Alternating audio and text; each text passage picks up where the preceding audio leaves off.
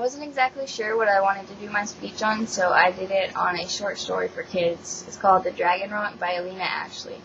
The story begins with once upon a time, because the best stories do, of course. So once upon a time, and imagine if you can, a steep-sided valley cluttered with giant spiky green pine trees and thick green grass that reaches to the top of your socks, so that when you run, you will have to bring up your knees high like running through water.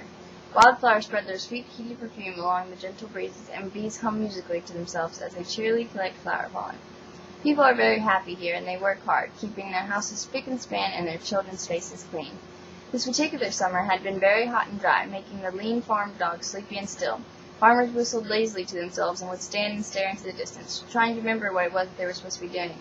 By 2 o'clock in the afternoon, the town would be in a haze of slumber, with grandmas nodding off over their knitting and farmers snoozing in the haystacks. It was very, very hot. No matter how hot the day, however, the children would always play in the gentle rolling meadows. With wide-brimmed hats and skins slippery with sunblock, they chittered and chattered like sparrows as they frolicked in their favorite spot.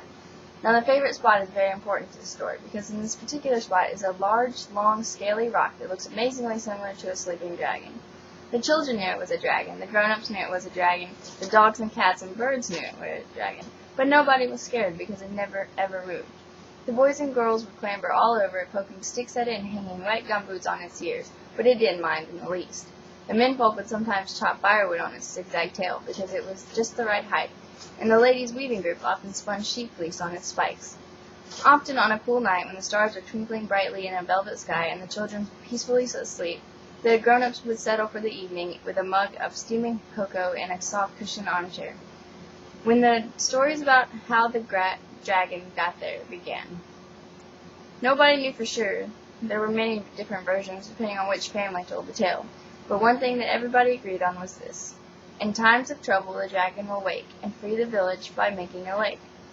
This little poem was etched into everybody's mind and sometimes appeared on tea towels and Grandma's embroidery. The days went by slowly and quietly, and most importantly, without any rain. There had been no rain in the valley for as long as the children could remember. The wells were starting to bring up muddy brown water, and the clothes had to be washed in yesterday's dishwater. The lawns had faded to a crisp biscuit color, and the flowers drooped their beautiful heads. Even the trees seemed to hang their branches like weary arms. The valley turned browner and drier and thirstier every hot baking day. The townsfolk grew worried, and would murmur to each other when passing with much shaking of heads and tut-tuts. They would look upward, searching for rain clouds in the blue clear sky, but none ever